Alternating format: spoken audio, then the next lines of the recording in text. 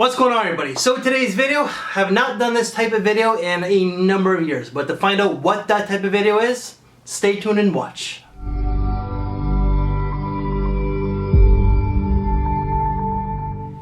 So this is your first time to come across this beautiful, bald, sexy looking bastard and you like this type of content, then make sure to subscribe and hit that notification bell so you don't miss out on any future videos.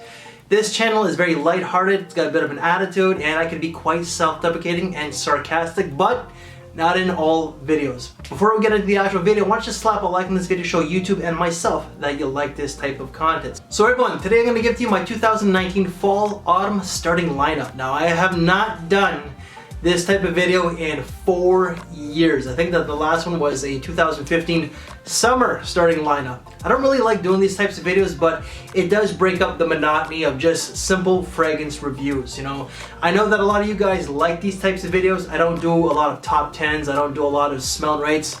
So this definitely does kind of break up the monotony, if you will. It does bring a little bit, something different to this channel. So the concept of a starting lineup was created like 9 or 10 years ago from the channel Cutlass Supreme SL, Brandon, when he was doing his YouTube journey a long time ago, and people are still doing it to this day. There are 6 categories. You got date, work, signature scent, daring, sexy, close encounters. I think that there's another one out there. But there are 5 or 6 categories, but let's just get this started, shall we? I just wanted to state the obvious, okay? My collection is very large. I'm approaching 200 bottles, which is kind of small compared to some of the other collections out there. But these would be the fragrances that I would gravitate to and wear the most if my collection was a lot smaller. The first category is going to be work. Unfortunately, this fragrance does get pooped on, does get shit on quite a bit because I guess it's the brand, but it's also maybe the smell itself. Gucci Made to Measure. Now this came out in like 2013, but I think it smells really good. Some of the notes that you get plum, lavender, you get leather, juniper, cinnamon, and amber. I get a lot of plum, lavender, and definitely a lot of the cinnamon in this fragrance. People do crap on it because it's a bit of a synthetic mess that they say. You can't really pinpoint what is what, but I find it's a solid scent from Gucci. Maybe not their best, but it still smells good and it still pleases the masses. This would be a great scent for a person who works in an office, which I personally don't, but I work in the service industry with public sector. I can still pull this one off quite easily with them, but this is a great office fragrance for guys working in corporate. Category number 2 would be daring. I've stated before in the past that I don't wear fragrances that are daring or challenging. Why would I want to wear something that I'm not exactly thrilled about and possibly offend other people around me? Trust me, I like to offend people with my political ideology, of course, and just those that really can't take a joke, but I don't want to offend them with my fragrances. No, I'm not that type of dickhead, even though I can be a dickhead, but you know what I mean. So with this category, it's not going to be daring. I'm going to change it to casual or just weekend. But this is going to be Kenneth Cole Mankind Hero. I did bring up politics, but I do find that this fragrance should be renamed to People Kind. Mr. Cole, if you're watching, People Kind. It's more inclusive. Okay, I'll shut up. But with this one, you get mountain air, you get lavender, you also get lots of lemon, vanilla, tonka bean, and musk. This one is a very airy, aromatic type of scent, so you do get that mountainous vibe, if you will, but you do get the lavender and you also get the tonka bean. This really is a casual type of fragrance that you could wear to work. Now this was originally going to be part of my work category, but I decided just to make this one more of the weekend or casual type of category. This is just a great fragrance that's perfect for casual, dressing down, but also for work. But this is something that I would personally wear during the weekend. Category number 3, date. I want something that's classy, but at the same time that has a playful disposition.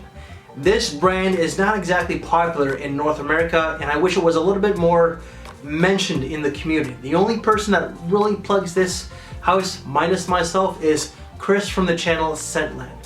This is going to be Trussardi Uomo the Red. Now this brand is more popular in Europe, and as I said, it needs a little bit more mention out here in North America. Some of the notes that you get cognac, tonka bean, you get nutmeg, geranium, leather, and clary sage.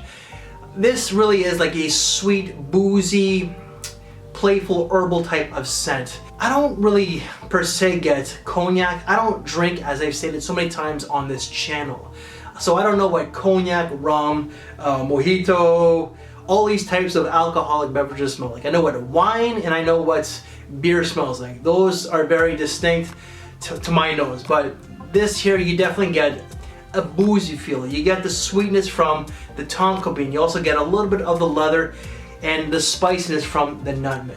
This is a playful yet classy type of fragrance that's just, it's a great date night scent. It's also it's a signature scent worthy type of scent in my opinion, but for me to really pull this one off, I have to be, I'll admit, I can be a bit of a frat boy, so I have to be really more grown and mature in my presentation. Category number 4 is going to be my intimate encounter or close quarters. This one here is a cheapie that came out this year. The brand itself I find is more directed towards the younger demographics, but this fragrance itself is a little bit more mature than some of the other offerings they have. Guess 1981 Los Angeles. So with this one you get amber, mint, tobacco, you get plum, pepper, and vetiver. This really is a heavy, dark, deep scent. You could just tell from the color of the liquid. In the opening you definitely get a Versace Eros type of feel, but then that does dry down and it becomes more of its own identity. This really is a sexy type of fragrance that is heavy, so you do have to watch your applications if you get it. But already, I've seen these already on discounters for like 30 bucks. Don't spend $60 to $80 retail. Get it online on a discounter because this is definitely worth it. Next category is going to be formal. This fragrance is a great cheapie that smells a lot more expensive than what it really is. This is Alfred's Dunhill Desire Black. This is very inexpensive, very economical. This is like $25 or less, but it doesn't smell like $25. This definitely smells luxurious for what you're paying for. But what you get black pepper, oleobanum, cypress, vetiver, you get saffron, citruses, and more. This gets comparisons to a Clive Christian or a Clive Christensen fragrance. I get those two names mixed up just because I'm not familiar with that brand. My experience with that brand is extremely limited because Clive Christensen is a very luxurious, very niche. They are way too expensive for this cheapskate here. I'm not spending like $400 or $500 on a bottle, like a small ass bottle, when you can get a $25 bottle for a 100 ml. This fragrance does get comparisons to a certain Clive Christian fragrance out there. I'm not exactly sure what it is, so I can't really confirm it, but this really is dark, it's deep, it's masculine, it's woody, it's earthy. It's a great, formal, classy, mature type of fragrance. And the last category is going to be signature, so something that you're just going to be grabbing on the go. This signature scent is very versatile. You can wear it pretty much for any category that I mentioned in this video, but this one here is amazing. Robert Graham's Valour. So you get amber, coffee, and sage. There's only 3 notes to this one. But you definitely get the coffee, you get the amber, and then the amber's more on the sweet side. Amber could be very resinous, very dark, but it can also be sweet. It's a sweet type of amber, and you get that coffee with a little bit of the sage. This is a great signature scent. It's a great versatile fragrance. You could wear it to work, you could wear it casually, you could wear it semi-formally, close encounters, formal, whatever. This really does not get a lot of mention in the fragrance community. The shirts, the clothing from Robert Graham, from what I've seen, is a little bit more eccentric and daring, if you will. However, I do know that they do carry some classy garments. But from what I've seen, it's very eccentric.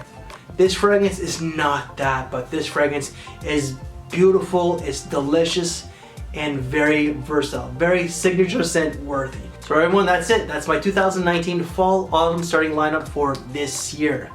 Again, so hopefully you've enjoyed this video, that it breaks the monotony of just fragrance reviews, and that you really enjoyed this video. It was a little bit weird for me and a little bit different, if you will, just because I tend to get into a certain groove and I have to change some of the content, if you will. Try to be a little bit more original and maybe just bring some of the old school stuff back, such as this type of videos. So everyone, please let me know your starting lineup fragrances in the comment section below. Guys, if you like this video, make sure to give it a big thumbs up. We thank you for your time. Take care, and I will see you later. Thanks for watching.